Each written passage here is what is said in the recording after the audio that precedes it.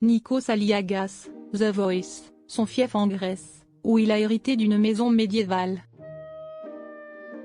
Nikos Aliagas est très attaché à ses origines grecques. Au pays, il a hérité d'une maison ancienne, de ses grands-parents, à laquelle il n'a pas touché. Ce samedi 7 mars 2026, The Voice, la plus belle voix poursuit sa saison 15 sur TF1, toujours animée par l'incontournable Nikos Aliagas. Depuis plus d'une décennie, l'animateur incarne le visage emblématique du télécrochet. Saison après saison, le programme s'est imposé comme un rendez-vous incontournable. Fédérateur et intergénérationnel, il réunit des millions de téléspectateurs autour de la musique et de la découverte de nouveaux talents.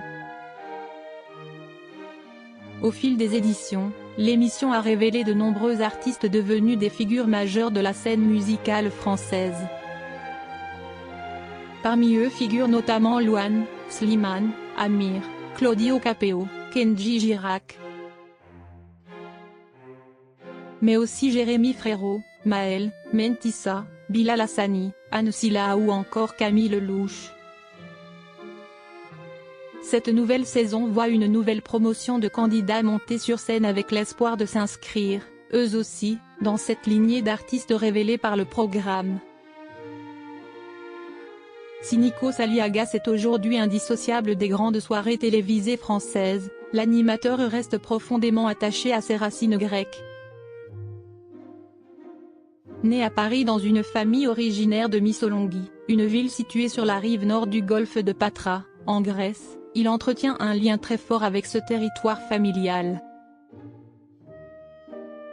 Chaque année, lorsque son agenda chargé le lui permet, l'animateur s'y rend pour retrouver un lieu qui lui est particulièrement cher. Car loin des plateaux de télévision et de l'agitation parisienne, Nikos Aliagas possède dans cette région une maison familiale héritée de ses ancêtres.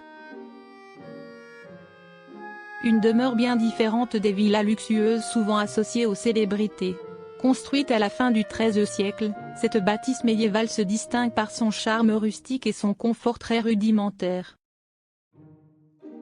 Dans une interview accordée au magazine Gala, l'animateur avait d'ailleurs décrit ce lieu chargé d'histoire avec beaucoup de simplicité. « Nous l'avons conservé en l'état et je m'y rends quelques jours par an avec mon épouse et mes enfants. »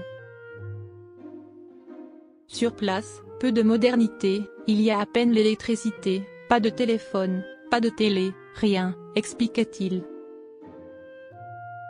La maison surprend aussi par certains détails qui rappellent une autre époque.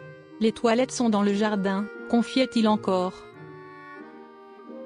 Au rez-de-chaussée, on trouve une cuisine en pierre sombre, dont les murs sont percés d'ouvertures étroites semblables à des meurtrières. Un élément architectural qui témoigne de l'histoire du lieu, construit à une époque marquée par les combats contre l'Empire ottoman.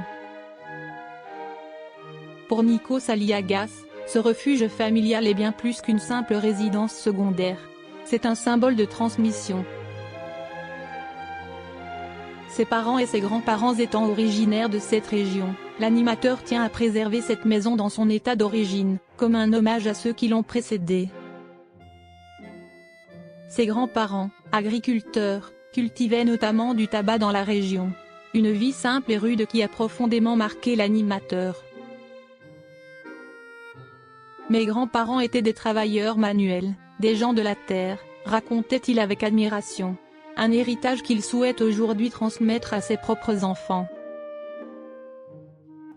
En couple depuis plusieurs années avec Tina Grigoriou, psychologue clinicienne d'origine grecque, Nikos Aliagas est en effet père de 2 enfants, Agathe et Andreas.